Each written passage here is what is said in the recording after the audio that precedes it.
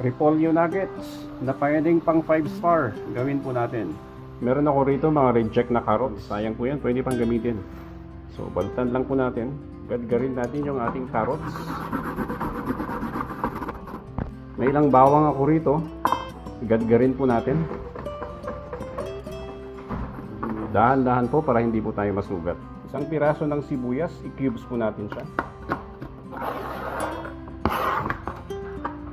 Okay, eto po. Slice po na natin siya ng ganyan. Yan. Saka po natin siya i-slice ng maninipis.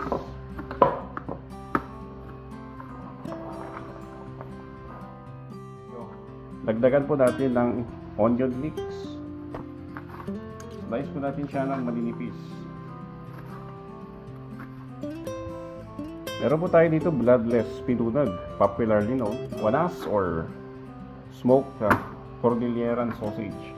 At naglalagay po tayo ng eto, kalahati lang po, about mga 100 grams po ito.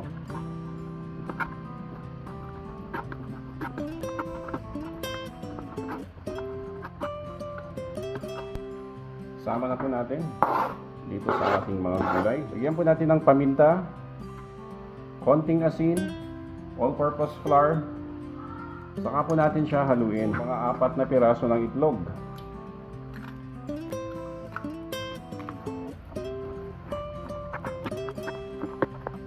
Okay, so dapat ganito yung consistency ng ating mixture. Makikita nyo po, nagbubuo siya. Okay? At sticky. Gumamit po tayo ng breadcrumbs. Pwedeng meron po, pwedeng wala. Okay, so gumamit lang po tayo ng malaking kutsara at bulahin po natin. Maghugas lang po tayo ng kamay at eto. Gawin po natin siyang parang bola-bola. At medyo i-flat po natin ng bahagya. Yan. Ibuo po natin siya ng ganyan. Yan. Huwag pong masyadong makapal para maluto po sa kanyang gitna. Yan. Medyo marami din yung ating nagawa sa isang piraso ng repolyo. Ito lang po yung natira. Okay? Simulan po natin ang pagprito. Huwag po natin masyadong painitin yung mantika para hindi po kumalat yung ating mga patis. Pag mainit na yung ating mantika, ilagay natin sila isa-isa. Huwag masyadong mainit yung mantika para hindi po magkalat yung ating repolyo patis. Yan.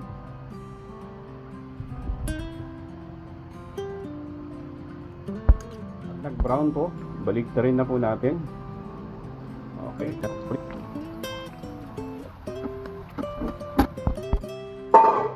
ito na po yung ating mga repolyo nuggets. Marami rin din yung ating nagawa. Dalawang plato po yan. O yung isa, pustado. At yung isa, tama lang yung pagkakaluto.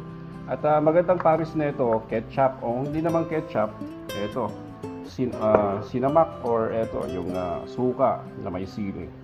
Ito, sarili ko pong gawa yan. Okay? So, yan. Kainin na po natin. Support po natin yung ating mga farmers. Ito, recipe na para sa mga repolyo. Bili na po kayo ng repolyo.